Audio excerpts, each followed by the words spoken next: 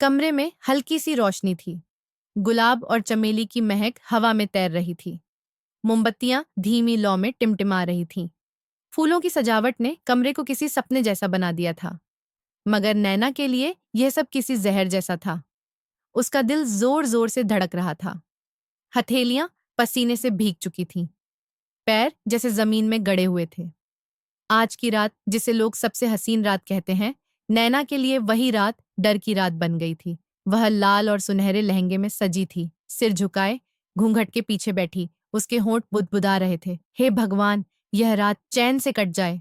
पर तकदीर कुछ और ही लिख चुकी थी। यह रात उसकी जिंदगी का सबसे कड़वा सच बनने वाली थी। अचानक दरवाजा खुला। नैना चौंक गई। कमरे में भारी कदमों की आहट गूंजी। अगले ही पल कबीर राठौड़ कमरे में दाखिल हुआ। लंबा कद, चौड़े कंधे, सफेद कुर्ता, गंभीर निगाहें। किसी राजकुमार जैसा लगता था, मगर हाव भाव किसी निर्दयी बादशाह से कम नहीं। नैना ने घूंघट से झांक कर उसे देखा। चेहरे पर सख्ती, नजरें इतनी कठोर कि दिल दहला दें। जिस अंदाज में उसने दरवाजा बंद किया, उसी पल नैना समझ गई, वह गुस्से में है। कबीर उसके सामने आकर खड़ा हो गया, हाथ बांधे, कठोर निगाहों से उसे घूरता रहा। नैना की सांसें अटक गईं और फिर कबीर की आवाज गूंजी, यह रात मेरी जिंदगी की सबसे बदकिस्मत रात है। शब्दों में जहर घुला था। शायद तुमने सोचा होगा कि आज तुम्हारे सपनों की सुहागरात होगी, लेकिन अफसोस, मैं तुम्हें खुशियां देने नहीं आया। मैं आया हूं तुम्हें ऐसी सजा देने जिसका दर्द तुम उम्र भर महसूस करोगी। नैना की आंखें भर आईं। दिल बुरी तरह कांप उठा। कबीर ने और कड़वाहट उंडेल दी। जानती हो तुम कौन हो? मेरी सौतेली माँ संध्या की भांजी, जिसे उसने जबरदस्ती मेरी जिंदगी में ठूंस दिया। जब मैं अपनी सौतेली माँ से नफरत करता हूं, तो उसकी छाया को अपना कैसे बना सकता हूं? उसकी ठंडी तंजियां हंसी कमरे में गूंज गई। शायद तुम सोच रही हो, शादी हुई है तो मैं तुम्हें दिल से अपनाऊंगा, लेकिन नहीं, तुम मेरे लिए सिर्फ एक बोझ हो। नैना के पैरों से जैसे जान निकल गई।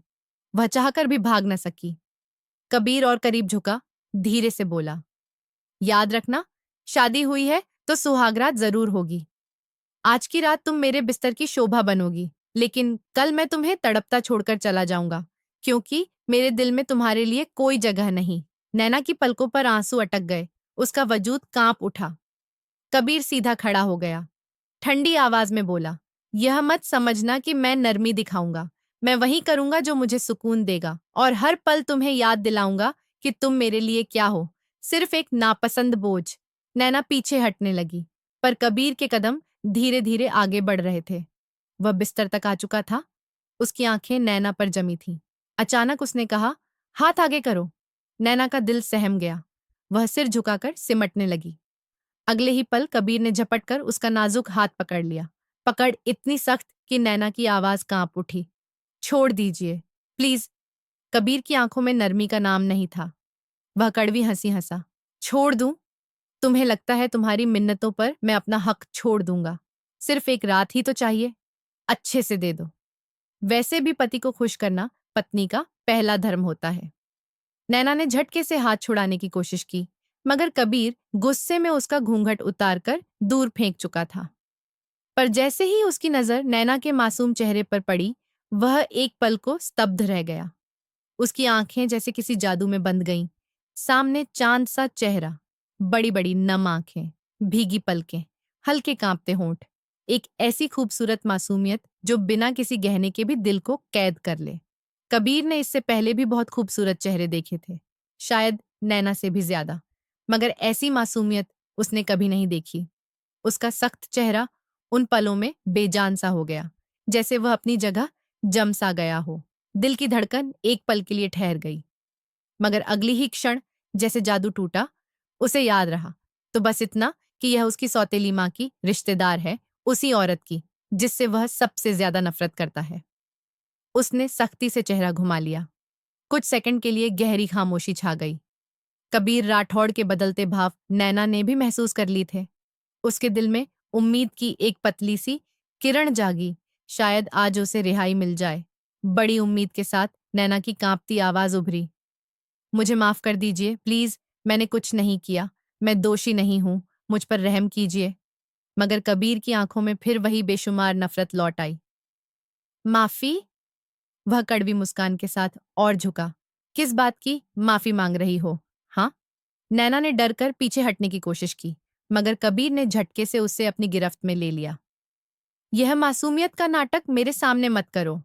मेरी सौतेली माँ संध्या ने मेरे साथ जो किया, उसकी कीमत तुम्हें चुकानी होगी, और वह कीमत मैं आज ही लूंगा।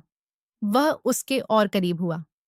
पहले ही स्पर्श पर नैना की जान जैसे शरीर से निकल गई। एक तंजिया हंसी हंसते हुए कबीर ने उसका चेहरा ऊपर उठाया। उसके होठों से खून की बारीक बूंदें झलक आईं। यह मेरी नफरत की पहली निशानी है। अब आगे की नफरत सहने को तैयार हो जाओ। यह कहकर उसने लाइट बंद कर दी और नैना ने आंखें बंद करके खुद को एक संगदिल इंसान के हवाले कर दिया। रात के अंधेरे में जब कबीर के हाथों ने नैना की खूबसूरती को छुआ, तो एक पल के लिए उसका दिल जोरों से धड़क उठा, मगर वह अपने दिल में नैना के लिए कोई जज्बात नहीं पालना चाहता था।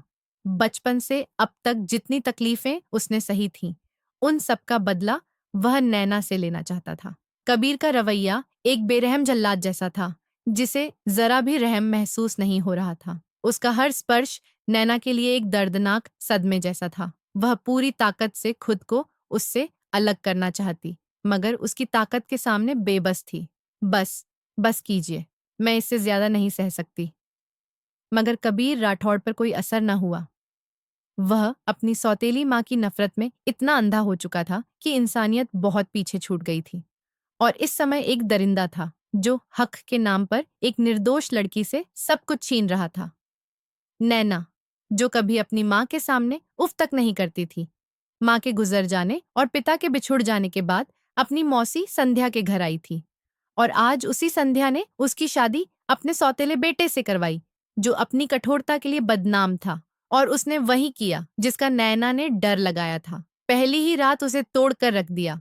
बिना अपराध भी वह नफरत की भेंट चढ़ गई। सुबह की हल्की रोशनी कमरे में उतर रही थी, मगर यह रोशनी किसी नरमी की निशानी नहीं, एक बर्बादी का ऐलान थी। ऐसी रात के बाद, जो किसी अजाब से कम न थी। कबीर राठौड़ आईने के सामने खड़ा अपनी सफेद शर्ट की आस्तीनें चढ़ा रहा था। काली पैंट बेदाग, बाल सलीके से, चेहरा सख्त, भाव शून्य।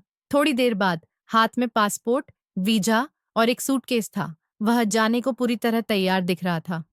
उसने नजर घुमाकर बिस्तर की ओर देखा, जहां नैना बेहाल पड़ी थी, शरीर निडाल। पूरी रात उसने कबीर राठौड़ की नफरत का जुनून सहा था। अपने ऊपर किसी की नजर महसूस कर नैना ने धीरे से आंखें खोली। नजरें टकराईं तो कबीर ने झट नजरें फेर ली। अंदर कहीं ना कहीं उसे शर्मिंदगी ने जकड़ा। उस नाजुक लड़की के साथ उसे यह सब नहीं करना चाहिए था, पर नफरत में वह इतना अंधा था कि उसे कुछ दिखाई नहीं देता था। अगले ही पल उसने दिल में उठते जज्बातों को ठंडा करके जेब से कुछ नोट निकाले, बिस्तर पर उसके पास रख दिए। ये लो, तुम्हारी पहली रात की कीमत। शायद यही तुम्हारी औकात है, और इतनी ही रहेगी। वह कुछ कहना चाहती थी, मगर आवाज साथ न दे सकी। अपनी चादर खुद के चारों ओर कस कर लपेटे, उसने अपना सिर घुटनों में छिपाकर सिसकियां भर दी। आखिर मेरी गलती क्या है? मुझे सजा क्यों? प्लीज, इस तरह छोड़कर मत जाइए। इस रिश्ते को एक मौका दीजिए। हम मिलकर जिंदगी खुशहाल बनाएंगे। वादा करती हूँ, आपके सारे गम अपनी मोहब्बत से हल्के कर दूंगी। मैं रिश्तों को तरसती लड़की हूँ। पूरे मन से आपको अपना पति माना है। पूरे मन से इस रिश्ते को निभाना चाहती हूँ। उसने बेबसी से नजर उठाकर कबीर को देखा। वह उसे रोक लेना चाहती थी, अपने रिश्ते की बेड़ियां उसके पैरों में डालना चाहती थी, मगर वह सुनने के मूड में नहीं था। लेकिन मैं इस रिश्ते को निभाने के सारे मौके तुमसे छीन लेना चाहता हूँ, हमेशा हमेशा के लिए तुमसे दूर जाकर। उसने एक आखिरी नजर उस पर डाली, फिर झटके से सूटकेस उठाया, दरवाजे की ओर बढ़ गया।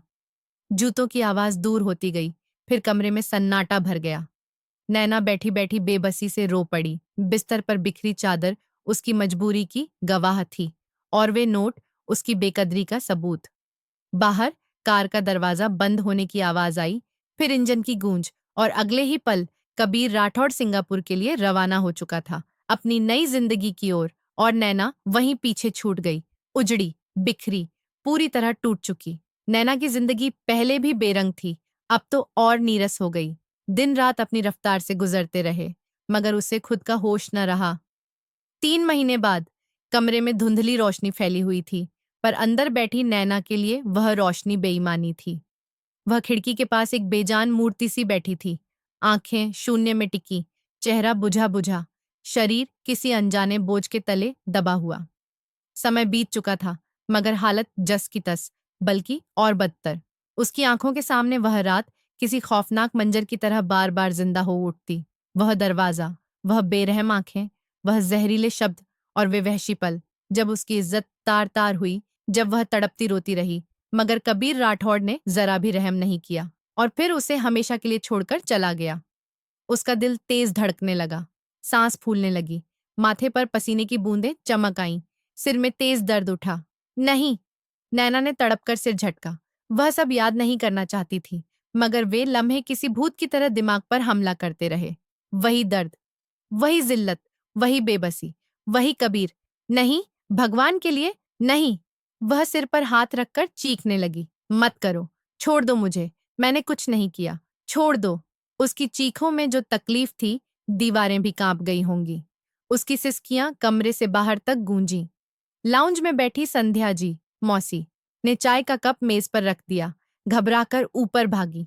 दरवाजा खोलकर अंदर पहुंची तो सामने का मंजर देखकर उनका दिल चीर सा गया। नैना जमीन पर घुटनों के बल बैठी थी, दोनों हाथ सिर पर, आंखों से आंसुओं की धार। वह बेबस परिंदे की तरह फड़फड़ा रही थी। संध्या जी बेइख्तियार उसकी तरफ बढ़ी, मगर जैसे ही छूना चाहा, नैना ने खुद को झटके से पीछे कर लिया। नहीं, प्लीज, कबीर, भगवान के लिए ऐसा मत करो, मत छूना मुझे। संध्या का दिल जैसे किसी ने मुट्ठी में जकड़ लिया, आंखें नम हो गईं। नैना, मेरी बच्ची, मैं हूं, तुम्हारी मौसी, उन्होंने नरमी से कहा, मगर नैना की आंखें डर से फैली थीं। मत मारो मुझे, प्लीज, मत छूना। उसने हाथ जोड़ दिए, जैसे कोई गुनहगार रहम की भीख मांग रहा हो। संध्या का सब्र टूट गया। उन्होंने आगे बढ़कर उसे जोर से सीने से लगा लिया। बस, बस, मेरी बच्ची, कुछ नहीं हुआ, कोई नहीं है यहाँ, मैं हूं तुम्हारे साथ। नैना का जिस्म हल्का सा कांपा, फिर जैसे पूरी तरह ठंडी पड़ गई। आंसू सिसकियों में बदले और फिर सिसकियां भी थम गईं। उसका वजूद संध्या की गोद में ढह गया। अगले ही पल वह बेहोश हो गई। संध्या ने घबराकर उसका चेहरा थपथपाया, मगर वह बिल्कुल बेजान पड़ी रही। हे भगवान, मेरी बच्ची। उन्होंने फौरन डॉक्टर को फोन मिलाया। पहली ही घंटी पर कॉल रिसीव। डॉक्टर, प्लीज, तुरंत घर आ जाइए, मेरी बच्ची की हालत ठीक नहीं। आवाज में घबराहट और बेबसी की मिली जुली किरकिरी थी। थोड़ी ही देर बाद डॉक्टर मीरा सक्सेना कमरे में थी।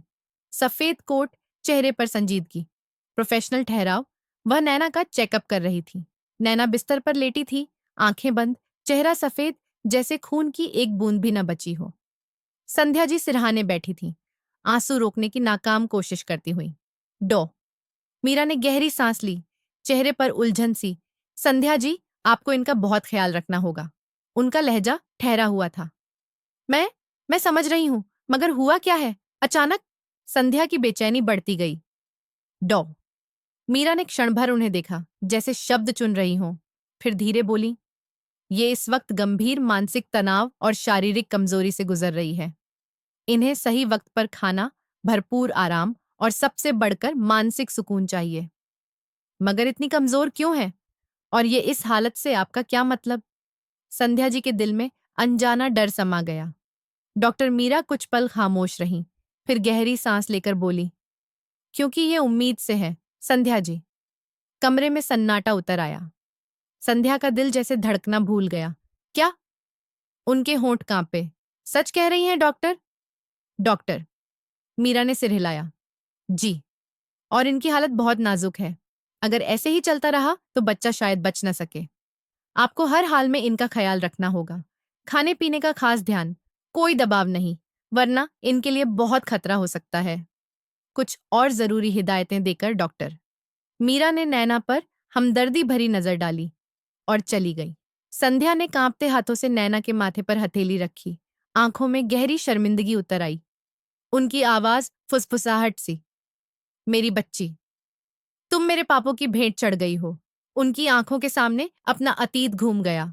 कबीर का बचपन, वह वक्त जब उन्होंने कबीर के साथ सख्ती की, जब उन्होंने उस मासूम को अपने गुस्से, अपनी नफरत, अपनी अधूरी चाहतों की आग में झोंक दिया।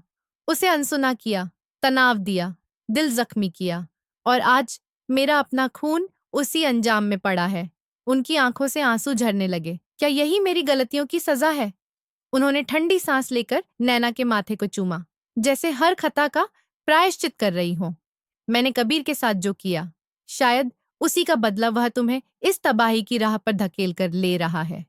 उन्होंने आंखें मींच लीं, दो आंसू ढलक कर गालों पर लुढ़क आए।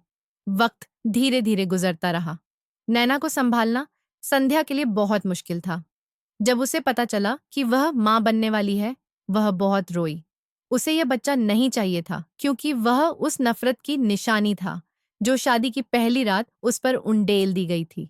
वक्त तेज रफ्तार से भागता रहा और अब 8 महीने का अरसा बीत चुका था। अस्पताल का कमरा खामोश था, मगर इस खामोशी में उदासी घुली हुई थी।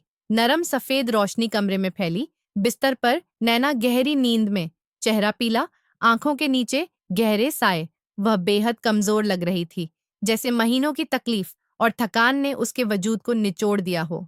उसके पहलू में नन्हा सा वजूद सफेद कपड़े में लिपटा बेखबर सो रहा था। गुलाबी होंठ, बंद पलकें, मासूम चेहरा, जो बिल्कुल कबीर की छाप लिए हुए था। उसी का खून, वही कबीर जिसने उसे तबाह कर दिया और फिर खबर तक न ली। संध्या जी एक तरफ खड़ी थी, आंखों में आंसू भरे। कई मिनट तक बस उस नन्हे वजूद को देखती रही, फिर नजर उठाकर राठौड़ साहब की तरफ देखा, जो बाहर से मजबूत दिख रहे थे, मगर चेहरे की झुर्रियां टूटे हुए दिल की दास्तां कह रही थीं। संध्या ने गहरी सांस ली, धीमे से बोली, आप अपने बेटे को फोन कीजिए, बताइए कि उसकी औलाद हुई है। शायद वह आ जाए, शायद उसे अपनी गलती का एहसास हो। राठौड़ साहब के होठों पर थकी, तल्ख मुस्कान आई। उन्होंने जेब से फोन निकाला, स्क्रीन पर नजर पड़ी तो एक थकी हुई सांस लेकर मोबाइल वापस जेब में रख दिया। वह मेरी बात नहीं सुनता, संध्या। वह मेरी कॉल रिसीव तक नहीं करता। संध्या ने बेबसी से उन्हें देखा। क्या आपने आज कोशिश की? उन्होंने सिर हिलाया। ना जाने कितनी बार, नैना की हालत बताने को, उसके दर्द का एहसास दिलाने को, मगर उसने एक बार भी पलट कर न पूछा। संध्या ने आंखें बंद कर ली। दिल चाहा चीख चीख कर कबीर को कोसे, झकझोर दे, मगर जानती थी जिसके अंदर एहसास मर जाए उसे कोई पुकार वापस नहीं ला सकती। तो यह तुम्हारी परवरिश है? उनका लहजा कड़वा हो गया। एक बाप अपने बेटे को कितनी बार फोन करे कि तुम्हारी बीवी तबाह हो रही है, तुम्हारा बच्चा दुनिया में आने वाला है, और वह सुनना भी गवारा न करे। राठौड़ साहब ने दुख से अपनी पत्नी की ओर देखा। क्या मैंने कम तकलीफ सही है? मैं भी बाप हूं, मगर ऐसा बाप जिसका बेटा उसे अहमियत देना तो दूर, सुनना भी पसंद नहीं करता। कमरे में फिर सन्नाटा घिर गया। बाहर रात गहरी हो रही थी। अंदर दो हारे हुए इंसान एक दूसरे के सामने खड़े थे। नैना गहरी नींद में थी, उसके जिस्म में कोई हरकत नहीं, और उसका मासूम बच्चा, जो अब भी दुनिया में आया था, इस बेखबरी में सो रहा था कि जिसके नाम का वह वारिस है, वह शायद उसे अपनाने कभी ना आए। 2 साल बाद जैसे वक्त एक सा नहीं रहता, दुख भी नहीं टिकता। राठौड़ हवेली के हरे भरे लॉन में शाम की सुनहरी रोशनी मुलायम घास पर छनकर गिर रही थी। हवा में हल्की ठंडक, दूर कहीं परिंदे अपने घोंसलों को लौट रहे थे। लॉन के बीचों बीच नैना सफेद कपड़ों में बैठी थी। आज उसके चेहरे पर पहले जैसी बेबसी नहीं थी, अब वह जिंदगी की ओर लौट रही थी। उसकी गोद में छोटा सा गुलाबी गालों वाला बच्चा बैठा था, जो अपनी तोतली जुबान में कुछ बोलने की कोशिश कर रहा था। कभी अपनी नन्ही उंगलियां मां के चेहरे पर रख देता, कभी कपड़ों को मुट्ठी में जकड़कर खींचता, कभी बड़ी बड़ी मासूम आंखों से नैना को देखता, जैसे कुछ कहना चाहता हो। विहान बेटा, चम्मच पकड़ो, थोड़ा सा तो खा लो। नैना ने नरमी से कहा। चम्मच उसके मुंह के पास ले गई। नहीं, विहान ने तुरंत गर्दन झटका, नन्हे हाथों से चम्मच पीछे धकेलने की कोशिश की और अचानक गोद से निकलकर घुटनों के बल बैठ गया। विहान, नैना ने उसे थामने की कोशिश की, मगर वह तो बिजली सा लॉन में दौड़ पड़ा। नन्हे कदम, खिलखिलाती हंसी। नैना एक पल को थक कर बैठी, फिर मुस्कुराते हुए उसके पीछे दौड़ी। इधर आओ बेटा। कहाँ जा रहे हो? संध्या जी, जो अंदर चाय पी रही थी, बाहर से आती खिलखिलाहट सुनकर लॉन की ओर बढ़ी। उन्होंने नैना को अपने नन्हे बेटे के पीछे दौड़ते देखा। लबों पर सुकून भरी मुस्कान तैर गई। क्या हो रहा है? उन्होंने छेड़ते हुए पूछा। नैना हाँफती हुई बोली, मौसी जी, देखिए, ये खाने के लिए तैयार ही नहीं, बस दौड़ने में उस्ताद हो गया है।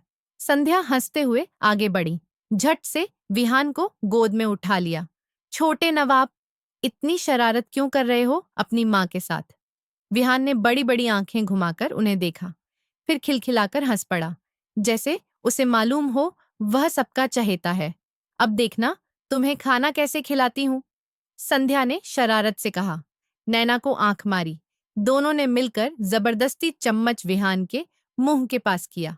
पहले तो वह विरोध करता रहा, हाथ पांव मारे, मुंह दूसरी तरफ घुमा लिया, मगर जैसे ही चम्मच होठों तक पहुंचा, वह अनजाने में उसे मुंह में ले गया और मजे से चबा गया। नैना मुस्कुराई, विहान के छोटे छोटे बालों में उंगलियां फेरी। यह हमारा शहजादा है। हाँ, बिल्कुल। संध्या ने नैना के कंधे पर हाथ रखा। और तुम मेरी बहादुर बेटी हो। इस 2 साल की राह में नैना ने बहुत मुश्किल दौर देखे थे। कई बार टूटकर बिखरी, कई बार रोई, कई बार इतनी बेचैन हुई कि उसे संभालना मुश्किल हो गया। वह विहान को अपनाने के लिए बिल्कुल तैयार नहीं थी, मगर एक दिन माँ की ममता जाग उठी। उसने अपने रोते हुए बच्चे को सीने से लगा लिया और फिर वह दिन और आज का दिन वह बदल गई। 4 साल बाद एयरपोर्ट की ऊंची ऊंची कांच की इमारतों से छनकर आती रोशनी उसके चेहरे पर सुनहरापन बिखेर रही थी। 4 साल पहले वह इस सरजमी को छोड़ गया था। आज फिर यहीं खड़ा था। कबीर राठौड़, जो पहले ही बेहद आकर्षक था, अब और भी रोबदार और परिपक्व दिख रहा था। गंभीर चेहरा, चमकती गहरी आंखें, तेज जबड़ा, हल्की बड़ी दाढ़ी, ब्लैक पैंट शर्ट के ऊपर डार्क चारकोल ओवरकोट, हाथ में मोबाइल थामे स्क्रीन पर नजरें गड़ाए खड़ा। और दूसरी ओर उसका पर्सनल असिस्टेंट घबराहट में पसीना पसीना। कबीर के माथे पर हल्की लकीरें उभर आईं। सब्र का बांध टूटने को था। यह बुकिंग कैंसिल किसने की? उसकी आवाज सख्त थी। असिस्टेंट ने सूखे होठों पर जीभ फेरी, नजरें चुराईं। सर, ये राठौड़ साहब ने। क्या? कबीर की जबड़ों की पेशियां और कड़ी हो गईं, उंगलियां मुट्ठी में कस गईं। जी सर, उनके खास हुक्म पर, असिस्टेंट हकलाया। कबीर ने गुस्से से फोन बंद किया, जेब में हाथ डालकर कार की चाबी ढूंढी। फौरन याद आया, यहां उसकी निजी गाड़ी है ही नहीं। 4 साल में उसने एक बार भी पीछे मुड़कर नहीं देखा था। न एक फोन, न एक संदेश, न इस मिट्टी से कोई रिश्ता। वह बाहर निकला। एयरपोर्ट की ठंडी हवा ने स्वागत किया, मगर उसके भीतर आग सुलग रही थी। सड़क पर खड़ी टैक्सियों को परखा, एक को हाथ दिया। ड्राइवर ने फौरन गाड़ी रोकी। कहाँ जाना है साहब? राठौड़ हवेली।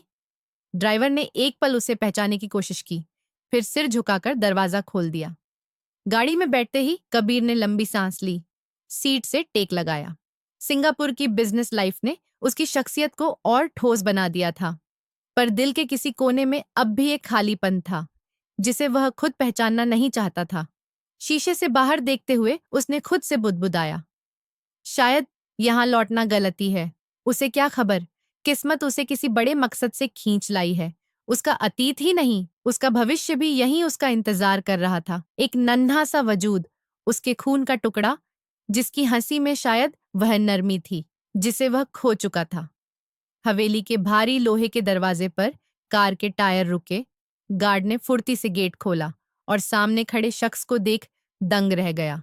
4 साल पहले जो व्यक्ति यह हवेली छोड़ गया था, आज रात के इस पहर ऐसे लौट आया जैसे किसी अधूरे ख्वाब का किरदार अचानक हकीकत बनकर सामने आ गया हो।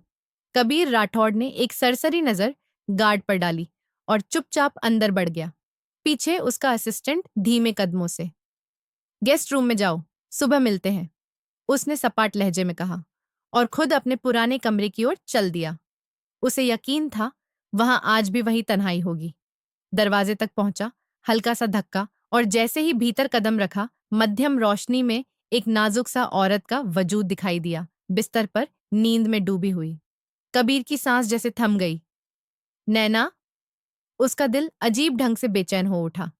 वह आगे बढ़ने ही वाला था कि बिस्तर पर पड़ी परछाई हल्की सी हिली। नैना किसी आहट से जागी, आंखें मलते हुए इधर उधर देखा और सामने खड़े शख्स पर निगाह पड़ते ही उसका जिस्म एकदम सख्त हो गया। सांसें अटक गईं, धड़कन तेज हो गई।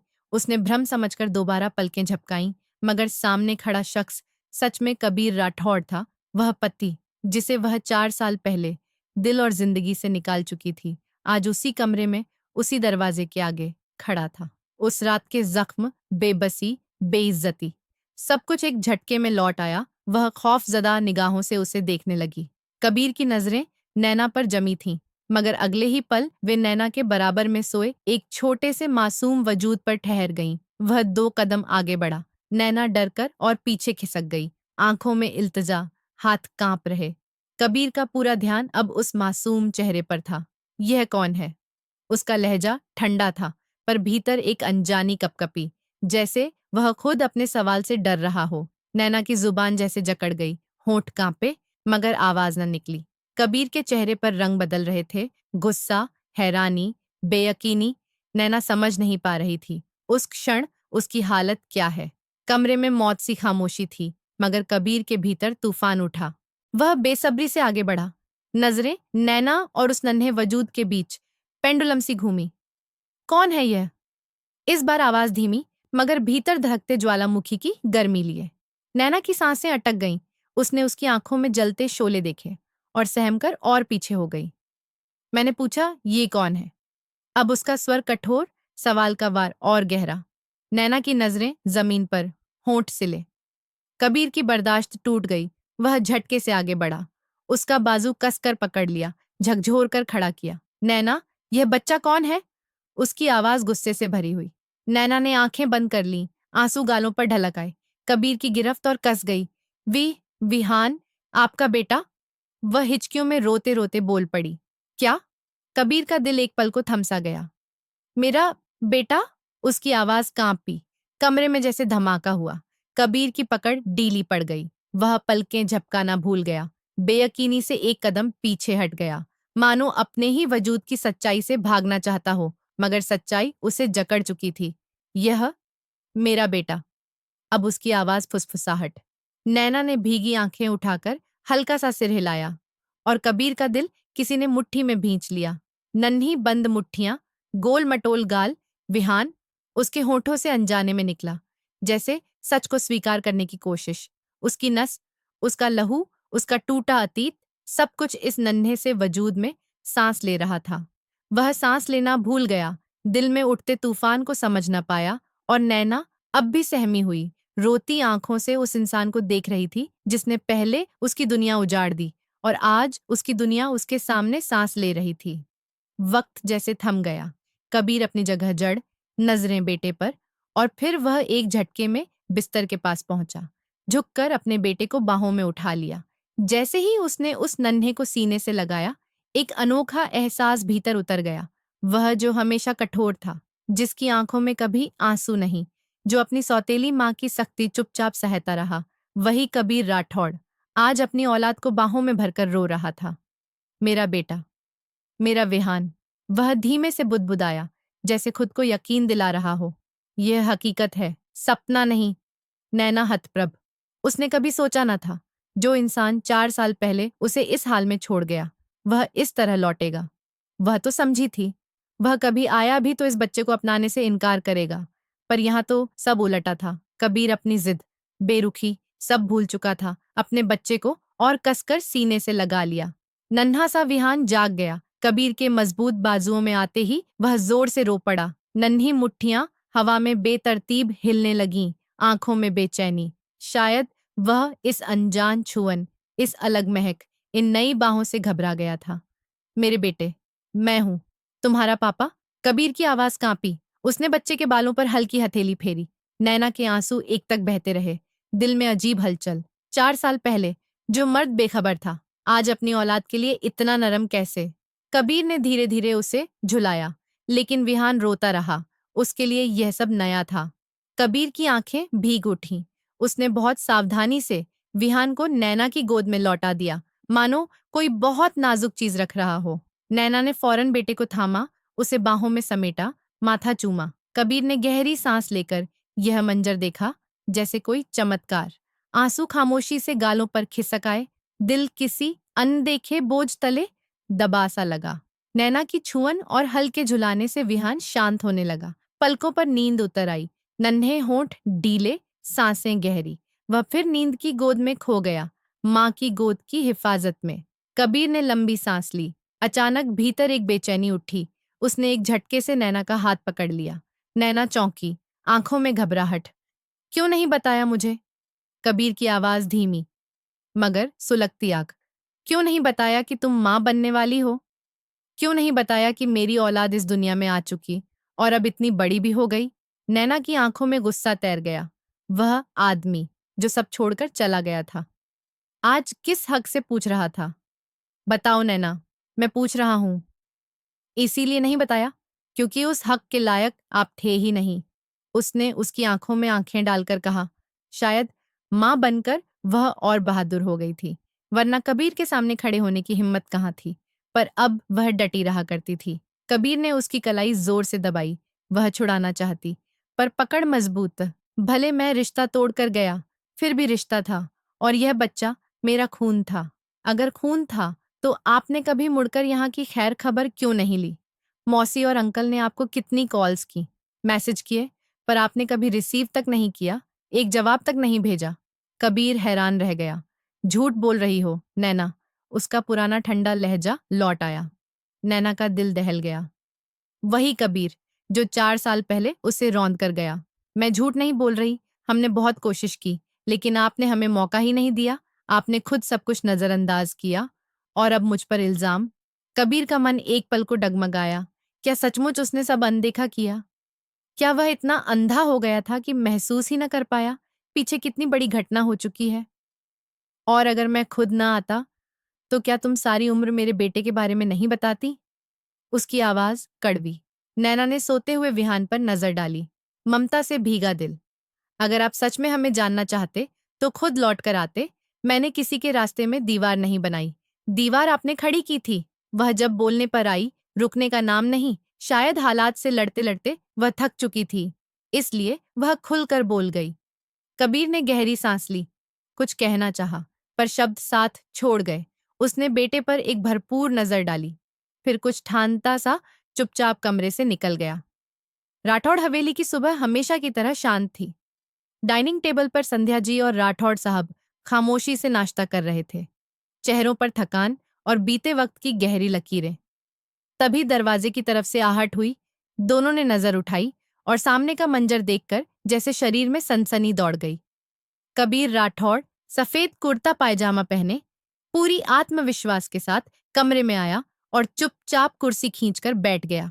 उसने रोटी का टुकड़ा तोड़ा, चाय का कप उठाया, जैसे यह उसका रोज का काम हो। तुम लौट आए हो? राठौड़ साहब की आवाज में यकीन से ज्यादा खालीपन था, जैसे उन्हें विश्वास ही नहीं हो रहा हो कि यह वही बेटा है जो 4 साल पहले बिना मुड़े चला गया था। कबीर ने चाय का घूंट लिया, सहज लहजे में बोला, हाँ, आ चुका हूं, और अपनी पत्नी और बेटे के साथ जा भी रहा हूं। संध्या जी का चेहरा एकदम सख्त हो गया। कोई जरूरत नहीं। जब 4 साल तक तुमने पीछे मुड़कर नहीं देखा, तो अब मेरी भांजी की तरफ देखने की जरूरत नहीं। तलाक दे दो उसे और हमारे रास्ते से हट जाओ। कबीर का हाथ चाय के कप पर रुक गया। अगले ही पल पूरी डाइनिंग टेबल हिल गई। कप गिर पड़े, प्लेटें छलक गईं, खाना बिखर गया। संध्या जी के चेहरे का रंग उड़ गया, सांसें रुंध गईं, आंखों में डर साफ झलकने लगा।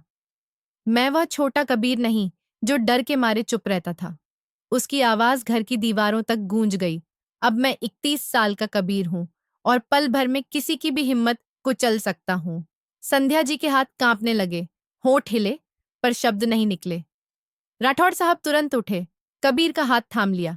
यह क्या बदतमीजी है? कबीर ने झटके से हाथ छुड़ाया। बदतमीजी तो तब होती जब मैं आपकी बात मानकर अपनी पत्नी और बेटे को छोड़ देता। अब जो होगा वह मेरे तरीके से होगा। मैं अपनी पत्नी को तलाक नहीं दूंगा और किसी के कहने पर उसे नहीं छोड़ूंगा। उसने संध्या की तरफ देखा, चेहरा सपाट, और बिना कुछ और बोले कमरे से बाहर निकल गया।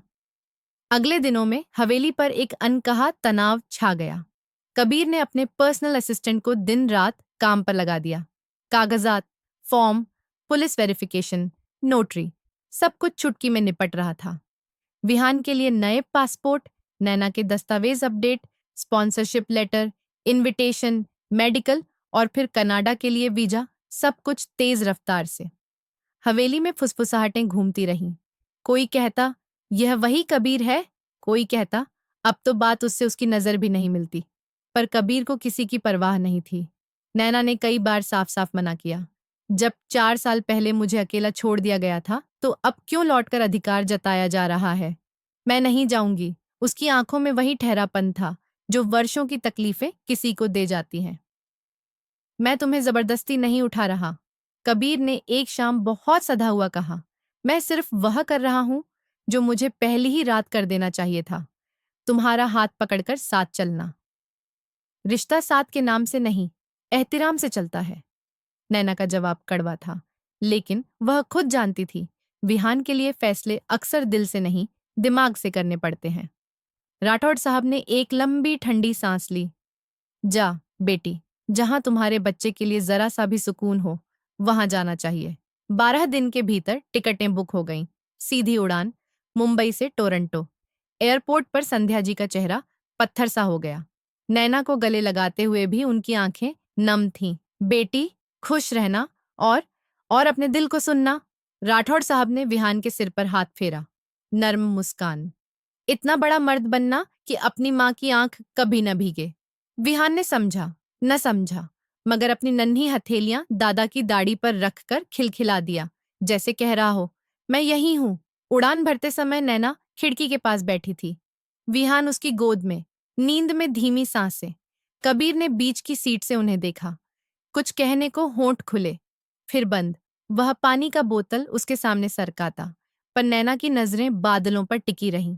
लंबे सफर में कबीर ने पहली बार देखा एक माँ कैसे हर कुछ मिनट बाद बच्चे की गर्दन को सहलाती है, कैसे अपने दुपट्टे की ओट से उसे दूध पिलाती है, कैसे एक हाथ से खुद का खाना खाती है, दूसरे से उसके पैरों को ढकती रहती है। दिल के किसी अनजाने कोने में एक जिम्मेदारी, एक नरमी धीरे धीरे पिघलने लगी। टोरंटो की ठंडी हवा ने उनका स्वागत किया। एयरपोर्ट से बाहर निकलते ही ठिठुरी रोशनी, कांच की ऊंची इमारतें, सड़कें धुली सी, आकाश में बिखरी बर्फीली सांस। कबीर ने कैब रोकी, बोला डाउनटाउन लेक व्यू रेसिडेंसेज। रास्ते भर नैना चुप रही। विहान कबीर की गोद में आया तो पहले तो घबराया, फिर खिड़की से बाहर झांकते झांकते उसकी उंगलियां कबीर की शर्ट की कॉलर से खेलती रहीं। कबीर ने अपनी सांस रोक ली, कहीं वह बच्चा फिर रो न पड़े, पर वह स्थिर रहा, जैसे किसी अनजानी पहचान को सूंघ रहा हो। फ्लैट बड़ा नहीं, पर सलीके से सजा हुआ, हल्के रंग का फर्नीचर, खिड़की से झील का नीला पानी दिखता। यह तुम्हारा घर? नैना के होठों पर थकी सी फुसफुसाहट। हमारा, कबीर ने धीमे से कहा और तुरंत खुद को संभाल लिया। कमरा उस तरफ, विहान का क्रिब मैंने यहीं लगाया है। उसे लगा कहीं यह हमारा शब्द बहुत जल्दी तो नहीं, पर वह भी जानता था अब शब्दों का नहीं, कर्मों का वक्त है। रात ढली, जेट लैग की थकान ने सबको जकड़ लिया। विहान माँ की गोद में ही सो गया। नैना ने उसे धीरे से क्रिब में रखा, कंबल ठीक किया, माथा चूमा और खुद सोफे के एक कोने में थक कर बैठ गई। थोड़ी देर बाद मुख्य दरवाजा धीमे से खुला। कबीर हाथ में फूलों का गुलदस्ता और छोटा सा केक लिए अंदर आया। दरवाजा उसने बहुत सावधानी से बंद किया ताकि किसी आहट से विहान न जाग जाए। उसने गुलदस्ता डाइनिंग टेबल पर रखा, केक का डिब्बा उसके पास, और कुछ क्षण तक बस नैना को देखता रहा। वह खामोशी से अपनी सांसों की थकावट के साथ बैठी थी, आंखों के नीचे गहरे साए, पर चेहरे पर एक शांति जो सिर्फ मां बनने के बाद आती है। कबीर ने महसूस किया शायद आज शब्द कम पड़ेंगे, पर शुरुआत करनी होगी। वह धीरे से उसकी ओर बढ़ा, दोनों घुटनों पर बैठ गया और गुलदस्ता उसकी तरफ बढ़ा दिया। मैं जानता हूं, मैं माफी के काबिल नहीं, एक सॉरी सब ठीक नहीं कर सकता, पर मैं कोशिश करना चाहता हूं, हमारे बच्चे के लिए, और अगर तुम अनुमति दो तो हमारे लिए भी। नैना ने उसकी आंखों में देखा, एक पल के लिए जैसे कोई पुराना दर्द चुभा, फिर नजर अपने सोए हुए बच्चे पर गई। वह धीमे से उठी, फूल उसके हाथ से ले लिए, पर कुछ कहा नहीं। केक की मोमबत्ती उसने जलाने नहीं दी। कह दिया विहान सो रहा है। कबीर ने सिर हिलाया और मंद मुस्कुराहट के साथ मोमबत्ती वापस रख दी। शायद ये मना करना भी एक छोटी सी स्वीकृति थी कि तुम कोशिश करो, पर शोर मत करना, मेरे बच्चे की नींद न टूटे, मेरे दिल की भी नहीं। उस रात किसी ने बड़े बड़े वादे नहीं किए, किसी ने ऊंची ऊंची कस्में नहीं खाईं। बस कमरे में एक नई शुरुआत की। हल्की सी खुशबू फैल गई, जैसे बरसों से जमी बर्फ पर कहीं दूर बहुत धीमी धूप उतर आई हो। अगली सुबह टोरंटो की हल्की धूप खिड़की से भीतर उतर रही थी। रसोई से बर्तनों की धीमी आवाजें आ रही थीं। कबीर बिना शोर किए ब्रेकफास्ट बना रहा था। ओट्स, फ्रूट कटोरे में, नैना के लिए गरम चाय। डाइनिंग टेबल पर उसने एक छोटा सा नोट रखा। नींद पूरी कर लो, विहान की बोतल गरम पानी के फ्लास्क के पास है। डॉक्टर अपॉइंटमेंट शाम 5 बजे। मैं ऑफिस से जल्दी लौट आऊंगा। वह सोफे पर सिमटी बैठी थी। थकान अभी भी आंखों के नीचे लकीरों की तरह दर्ज थी, मगर इस छोटे से सलीके ने उसके भीतर कुछ नरम कर दिया। दिन एक एक करके आगे बढ़े और कबीर ने अपने प्रायश्चित को बड़े बड़े वादों से नहीं, रोज रोज की छोटी छोटी कोशिशों से साबित करना शुरू किया। वह रात को सोफे पर ही सोता, दरवाजे तक आकर पूछ लेता, कुछ चाहिए, और लौट जाता। उसने सीमा रेखाएं खुद तय की। तुम्हारा अन मेरे लिए आन ही रहेगा। वह दोहराता, मैं सिर्फ वह करूंगा जो तुम चाहोगी, जैसे तुम चाहोगी, जब तुम चाहोगी। विहान के लिए उसने पास के पार्क में झूले ढूंढ लिए। छोटी सी स्लाइड पर उसे धीरे धीरे चढ़ना सिखाया। पेरेंटिंग ब्लॉग्स पढ़े, पीडियाट्रिशियन के यहाँ वैक्सीनेशन कैलेंडर बनवाया। रात को विहान को बुखार आया तो पूरी रात माथे पर ठंडी पट्टी रखता रहा। दवाई कब, कितनी, सब नोट करता गया। सुबह नैना ने देखा, किचन साफ, बर्तन धुले और सोफे पर कंबल ओढ़े कबीर की आंखों के नीचे थकान की नीली परछाई। उसके होंठ सूखे से हिले। त थैंक्स शब्द बहुत छोटे थे, पर 4 साल में पहली बार उसकी तरफ से आया धन्यवाद था। कबीर ने एक और जरूरी काम किया। उसने नैना के लिए प्रोफेशनल मदद तय की। ट्रॉमा काउंसलर डॉक्टर केल्सी, वह बोला, अपॉइंटमेंट मैं लेकर आऊंगा, पर जाना या ना जाना तुम्हारी मर्जी। नैना पहले तो चुप रही, फिर एक दिन बोली, मैं ट्राई कर सकती हूँ। काउंसलिंग के कमरों में उसने अपनी बंद पड़ी आवाज को धीरे धीरे खोलना सीखा, अपने शरीर की सीमाओं को दोबारा परिभाषित किया। वह सहम गई लड़की से खुद के लिए खड़ी महिला बनने लगी। कबीर हर सेशन के बाहर विहान के साथ बैठा रहता, रंग भरता, बीडिंग खिलौनों से हार बनाता, और नैना जब बाहर निकलती तो उसे मुस्कुराते हुए हाय कहकर विहान हाथ फैलाता, जैसे कह रहा हो, हम यही हैं।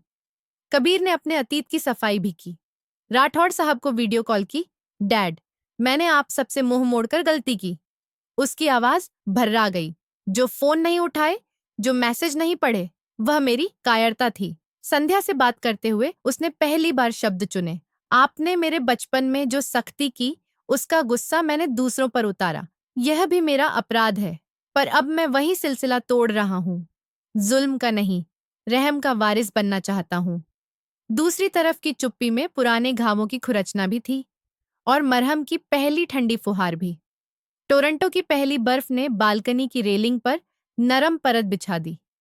विहान ने उंगलियां डुबोकर बर्फ छकी, मुंह बिचकाया, फिर खिलखिलाकर हंस पड़ा।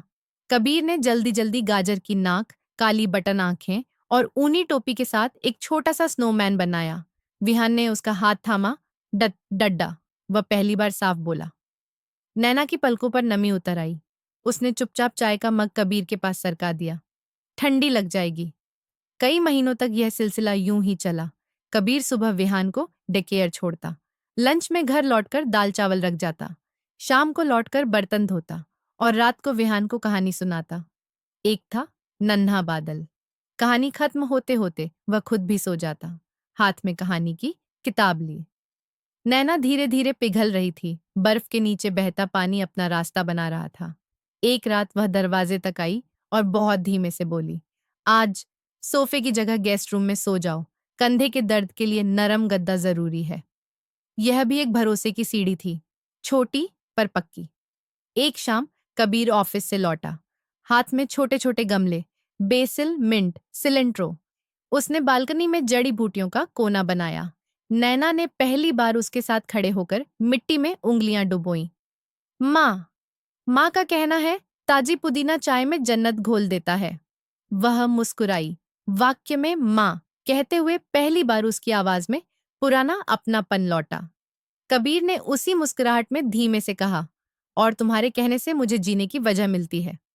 उस रात डाइनिंग टेबल पर एक छोटा सा केक था, बिना मोमबत्ती के। कबीर ने हल्की हंसी में पूछा, हमारा एक छोटा सा जश्न? विहान के पहले डड्डा के नाम। नैना ने केक का एक पतला टुकड़ा काटा, विहान की प्लेट में रखा, फिर अपनी ओर बढ़ते छोटे टुकड़े पर निगाह टिकाकर बोली, कबीर। वह रुकी। मैं तुम्हें माफ कर दूं, इतना आसान नहीं, पर शायद मैं कोशिश करना चाहती हूँ, हमारे बच्चे के लिए और हमारे लिए भी। उसके होंठों पर थरथराती सी मुस्कान थी। कबीर की आंखें भीग गईं। उसने कहा, मैं रोज वही करूंगा जो तुम्हारे भरोसे को मजबूत करे, और अगर कभी गलती करूं तो उसी रात माफी मांग लूंगा, बार बार। कुछ हफ्तों बाद एक शाम वह विहान को गोद में लिए खिड़की से झील देख रहा था। आवाज बहुत धीमी, देखो ना हमारा विहान कितना छोटा और कभी कभी अकेला सा हो जाता है। मैं, अगर तुम चाहो तो उसे एक छोटी सी बहन देना चाहता हूँ, ताकि वह दोस्ती सीखकर बड़ा हो। कमरे में लंबी खामोशी छा गई। यह सवाल कोई मांग नहीं था, एक सावधानी से रखा गया सपना था। नैना ने गहरी सांस ली। चेहरा खिड़की से आती धूप में आधा चमक रहा था। सपने देखना बुरा नहीं, बस सपनों में मेरी हाँ के बिना कोई कदम नहीं उठेगा, उसने स्पष्ट कहा। कबीर ने सिर झुका दिया। मेरी हर हाँ के पहले तुम्हारी हाँ होगी, और तुम्हारी हर ना मेरे लिए अंतिम होगी। वक्त ने अपनी पटरी बदल ली। वसंत आया, बर्फ पिघली, बालकनी के गमलों में पुदीना घना हो गया। विहान डेकेयर से रंग बिरंगे कागजों की पतंगें लाने लगा। दीवार पर एक पंक्ति में चिपकती गई, हम के घर की दीवारें अब यादों से भरने लगी। रविवार को वे तीनों लेक किनारे चलने जाते। कबीर विहान को कंधों पर उठाकर एरोप्लेन बनाता, नैना दूर से देखकर हंस देती, फिर नजदीक आकर विहान की टोपी ठीक करती, कबीर की शर्ट का उलझा बटन बंद करती और चुपचाप साथ चलती।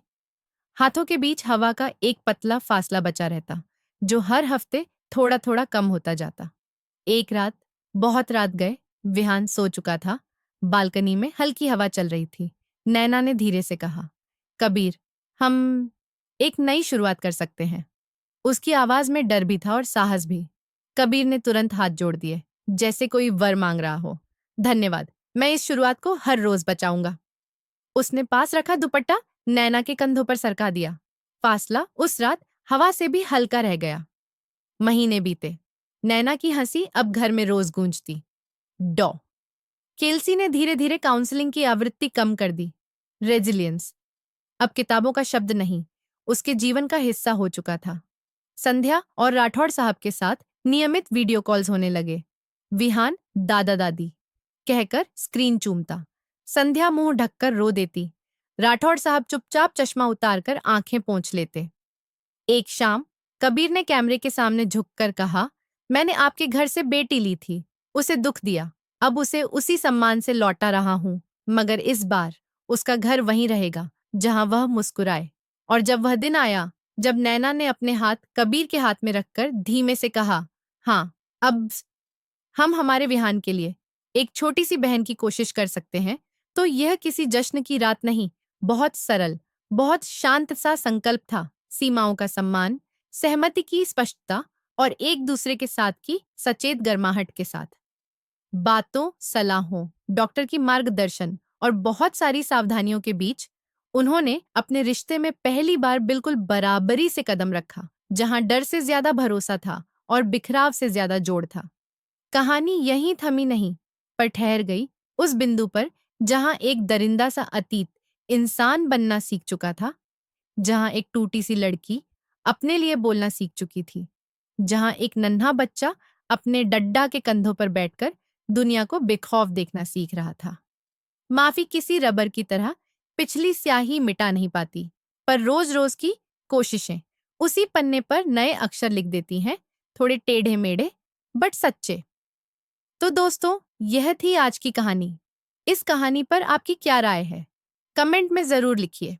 अगर आपको कहानी पसंद आई हो तो वीडियो को लाइक करें, चैनल को सब्सक्राइब करें और बेल आइकन दबाकर ऑल पर सेट कर लें, ताकि नए वीडियो की सूचना आपको तुरंत मिल सके। धन्यवाद।